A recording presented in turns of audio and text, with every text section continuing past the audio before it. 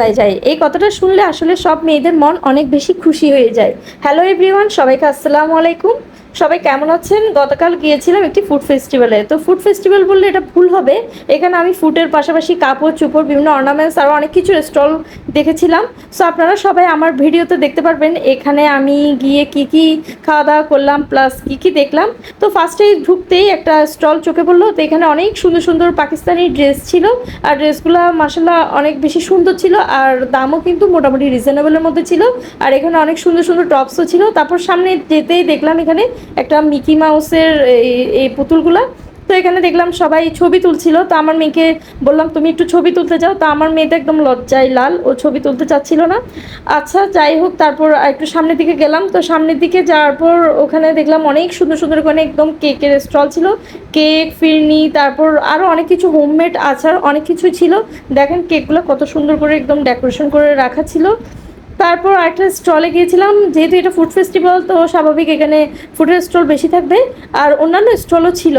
তো আরেকটা স্টলে গিয়েছিলাম, এখানেও কিন্তু অনেক মজাদার অনেক অনেক বিভিন্ন ধরনের খাওয়া দাওয়া ছিল। তো আমি এখান থেকে একটা মিট লেমন নিয়েছিলাম। মিট লেমনটা অনেক বেশি ঠান্ডা ছিল, তো আমি একা এটা খাওয়া সম্ভব হয়নি। তা আমি আমার হাজব্যান্ড মিলে আমি এটা শেষ করলাম। তারপর একটা স্টলে গিয়েছিলাম। তো স্টলটাতেও দেখলাম অনেক সুন্দর সুন্দর কেক, পুডিং অনেক কিছুই ছিল। তো এই স্টলটা থেকে একটা মিনি বার্গার নিয়েছিলাম।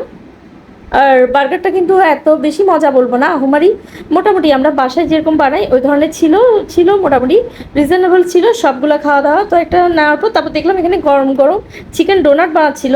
আসলে এগুলো হোমমেড ডোনাট, ওগুলো মানে আমরা ঘরে যে ধরনের ডোনাট বানাই বাচ্চাদের জন্য ওই ধরনেরই। তারপর একটা স্টলে গিয়েছিলাম, এখানে দেখলাম অনেক সুন্দর সুন্দর অর্নামেন্টস ছিল। আর এখানে কানের দুলগুলো কিন্তু অনেক বেশি সুন্দর ছিল আর দামগুলো কিন্তু অনেক কম। আমি দেখে তো পুরো অবাক, কিন্তু আমি যেহেতু মানে অর্নামেন্টস পড়ি না তেমন একটা, তার জন্য আমি এগুলো নিইনি। বাট এগুলো আমি আপনাদের জন্য একটু ভিডিও করে রাখছিলাম যে কী কালেকশন ছিল।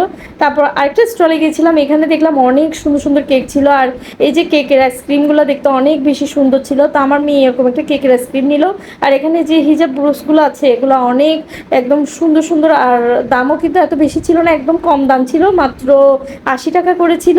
তারপরে এখানে কিন্তু অনেক ধরনের নেইলের কালেকশনও ছিল। তারপর স্টলটা থেকে আমি সামনের দিকে গেলাম। তো সামনের দিকে গিয়ে দেখলাম এখানে অনেক সুন্দর সুন্দর এই আপুগুলা কেক ডেকোরেশন করতেছে।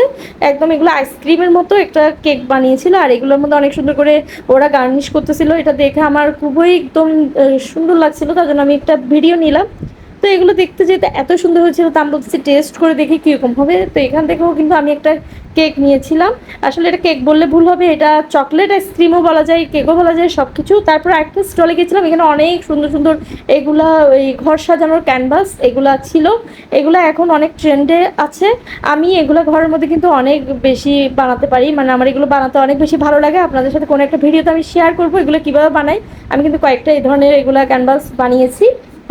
তারপর সামনের দিকে গিয়ে দেখলাম এখানে অনেক সুন্দর সুন্দর কেক ছিল আর কেকগুলো মাশাআল্লাহ একটার থেকে একটা অনেক সুন্দর ছিল ডিজাইনগুলো। আর সব আপুরা দেখলাম এখানে কেকগুলো নিয়ে ছবি তুলছিল। এখানে কিন্তু আমি অনেক ব্লগার আপুদেরকে দেখছি, সবাই কিন্তু এই কেকগুলো নিয়ে বিশেষ করে সবাই এগুলো ছবি তুলছিল। তো আজকের জন্য এতটুকুই। আই হোপ সবার কাছে আমার ভিডিওটা ভালো লেগেছে, তো বেশি বেশি করে শেয়ার করবেন। আল্লাহ হাফেজ।